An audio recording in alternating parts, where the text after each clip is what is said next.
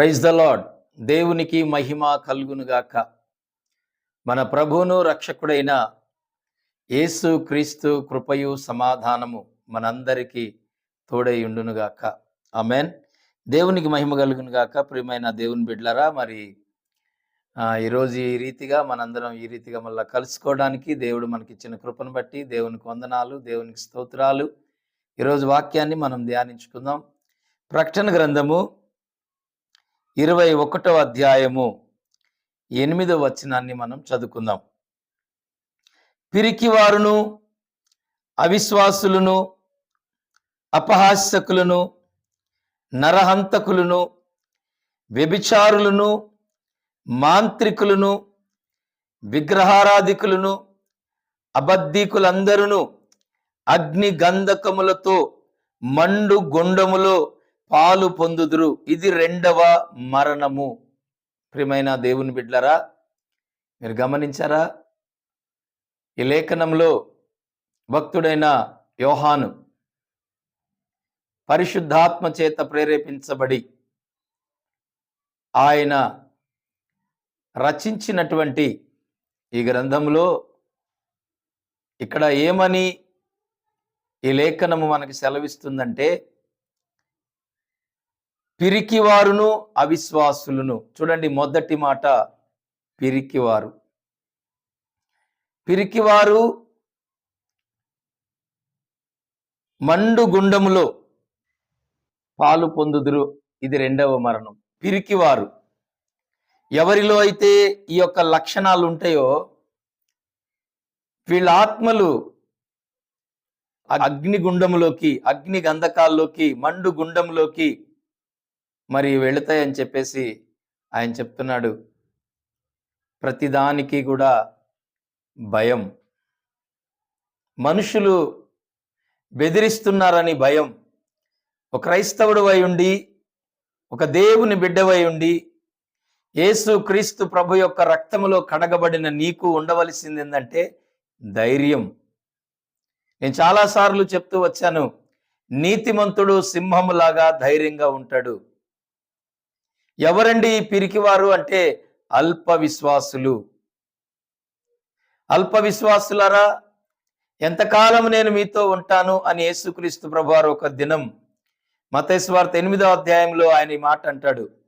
అల్ప విశ్వాసులారా, మీరు ఎందుకు చూడండి, అల్ప విశ్వాసం అంటే వాళ్ళు భయపడుతున్నారు. ఆ సమయంలో ఆ సముద్రంలో దోణిలో వాళ్ళు ప్రయాణం చేస్తున్నప్పుడు, ఆ యొక్క యేసుక్రీస్తు ప్రభు నీటి మీద నడుచుకుంటా వస్తున్నప్పుడు ఆయన రూపాన్ని చూసి దయ్యం భూతమని వాళ్ళు భయపడుతున్నప్పుడు యేసు ప్రభు ఒక మాట అన్నాడు, అల్ప విశ్వాసులారా. భయం ఎవరు పడతారండి? అల్ప విశ్వాసులకు ఉంటది. నిజమైనటువంటి విశ్వాసి ధైర్యంగా ఉంటారు. దేవునికి అసాధ్యమైనది ఏమీ లేదు, దేవుడు సమస్తము చేయగలడు అని చెప్పి ధైర్యంగా ముందుకు కొనసాగేవాడే నిజమైనటువంటి దేవుని బిడ్డ. దేవుడు బైబిల్ మొత్తములో కూడా అనేక మార్లు 365 సార్లు కంటే ఎక్కువగా రాయబడిన మాట ఏంటంటండి, భయపడకుడి, నేను మీకు తోడై ఉన్నాను. భయపడకుడి, నేను మీకు తోడై ఉన్నాను అని చెప్పి యేసు క్రీస్తు ప్రభువారు పరిశుద్ధాత్మ ద్వారా అనేక మార్లు మనతో మాట్లాడుతూ వచ్చాడైన ఈ లేఖనంలో. గమనించండి ప్రియమైన దేవుని బిడ్డలారా, ఈ అల్ప విశ్వాసులకే భయం, అవిశ్వాసులకే భయం. ఈ అల్ప విశ్వాసము వలన, అవిశ్వాసము వలన నువ్వు దేవుని పనిలో నువ్వేమీ సాధించలేవు. దేవుని బిడ్డలు ధైర్యంగా ముందుకు సాగినప్పుడు దేవుడు అనేకమైన కార్యాలు దేవుడు చేస్తాడు. అందుకనే దేవుడు అంటాడు, నమ్ముట నీ వలనైతేనే నమ్మువానికి సమస్తము సాధ్యము. నువ్వు నమ్మాలి, దేవుడి కార్యము చెయ్యగలడు అని నీకు నమ్మకం ఉంటే నీకు పిరికితనం రాదు. ఎగ్జామ్స్ రాసే బిడ్డకు నేను పాస్ అవుతాననేటువంటి కాన్ఫిడెన్స్, ఆ నమ్మకం అనేది ఆ బిడ్డలో, ఆ ధైర్యం ఉంటే ఖచ్చితంగా పాస్ అవుతుంది. నేను ఈ ఇల్లు కట్టగలను, నేను ఈ స్థనగలను, దేవుడు నాకు సహాయం చేస్తాడు అంటే ఖచ్చితంగా నీ విశ్వాసాన్ని బట్టి, నీ ధైర్యాన్ని బట్టి దేవుడు కార్యం చేస్తాడు. బైబిల్ అంటాడు, నీ విశ్వాసమే నిన్ను స్వస్థపరిచింది అన్నాడు. 12 సంవత్సరాల నుండి రక్త రోగము కలిగిన స్త్రీ తన వస్త్రాన్ని ముట్టినప్పుడు ప్రభు అన్న మాట ఏందో తెలుసా అండి? నా కుమారి, ఇదిగో నీ విశ్వాసమే నిన్ను స్వస్థపరిచింది. నీకు విశ్వాసము లేకపోతే ఎలాగా దేవుని బిడ్డగా? నీకు విశ్వాసం ఉండాలి. నీలో ఉన్న ఆ పిరికితనాన్ని కలుగు చేసేది ఎవరంటే అపవాది. నువ్వు అపవాదికి చోటిచ్చావు కాబట్టి మనుషుల యొక్క బెదిరింపులకు నువ్వు భయపడుతున్నావు. మనుషులను చూసి నువ్వు భయపడుతున్నావు. వారు ఇంతలోనే కనబడి అంతలోనే మాయమైపోయే ఆవిరి వంటి వారు. అలాంటి ఆవిరి వంటి మనుషులకు ఎంత కాలము నువ్వు భయపడుతూ ఉంటావు? నువ్వు భయపడుట వలన, ఇదిగో నువ్వు చింతపడుట వలన ఇంకా సమస్య మురుడు ఎక్కువైతుంది కానీ ఏమీ తక్కువ కాదు. ప్రభు అంటున్నాడు, ఒక వెంట్రుకను నలుపైనను తెలిపైనను చేయుట నీకు చేత కాదు, సమస్తము చేయగలిగిన వాడు దేవుడు. మనుషులకు భయపడుతూ ఎంతకాలం నువ్వు బ్రతుకుతావు? ఎంతకాలం పిరికిదాని వల్లే, పిరికివాడి వల్లే ఈ లోకములో నువ్వు బ్రతుకుతావు? ప్రియమైన దేవుని బిడ్డ, గమనించు. ఇప్పుడన్నా మంచి విశ్వాసము కలిగి ఉండు. ఏ కార్యమైనా దేవుడు చెయ్యగలడు.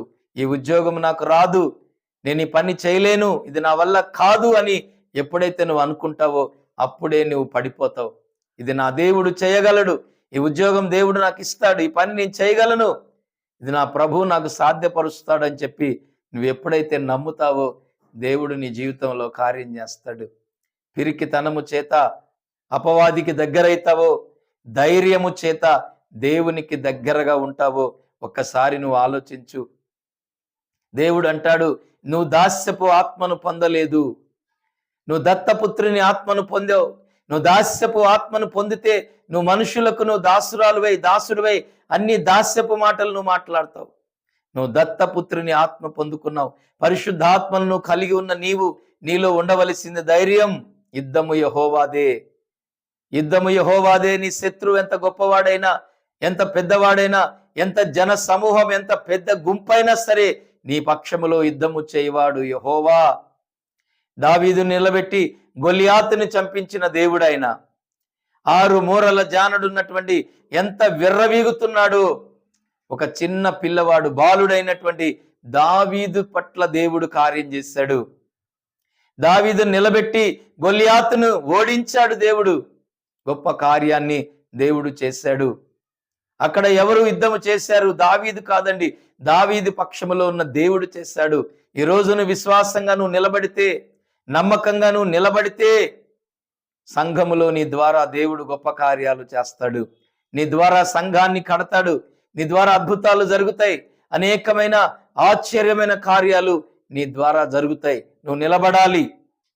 నీవు పిరికిదానివై, నువ్వు పిరికివాడివై అనేకులకు పిరికితనాన్ని నువ్వు నూరిపోయొద్దు.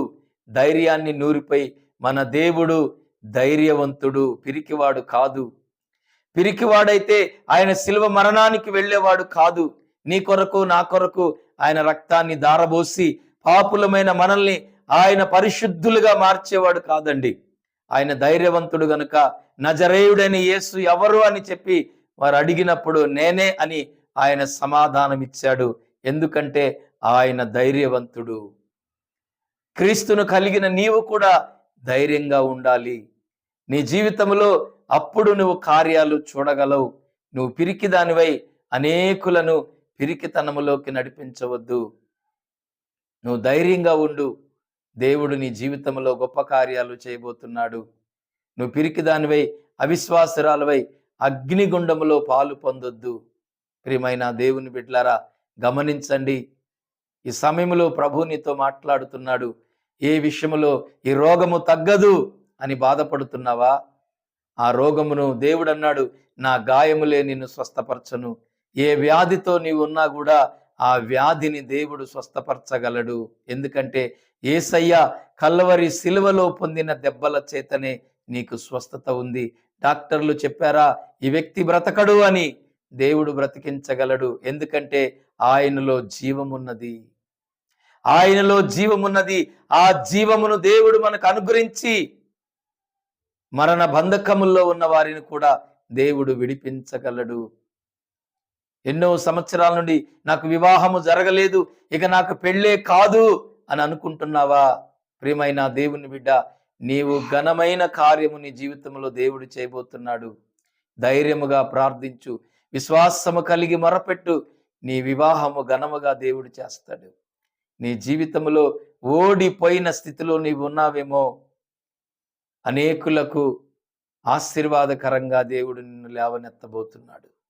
దేవుని కృప మనందరికీ తోడై ఉండునుగాక. ఆమేన్. ప్రార్థన చేసుకుందాం. మన ప్రభువును రక్షకుడైన యేసయ్య నామములో, ప్రభువా నీకే వందనాలు, స్తుతులు, స్తోత్రాలు. నాయన కనికరించండి.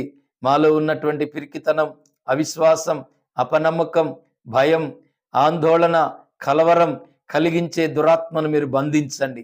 ఎవరైతే నాయన భయపడుతున్నారో, అయ్యా ఇదిగో ఇది నేను చేయలేని, పని చేయలేని, ఉద్యోగం రాదు, నాకు వివాహం జరగదు, ఇక నేను ఇది కట్టలేని, ఇది తినలేని, ఇది ఇక్కడికి వెళ్ళలేని, ఎవరైతే అయ్యా ఇదిగో నా బ్రతికింతే, ఇక నేను బాగుపడేది లేదు అని ఎవరైతే పిరికితనముతో భయపడుతున్నారో, ప్రభా ఈ వాక్యం వింటున్న బిడ్డలకి ధైర్యము కలుగునుగాక.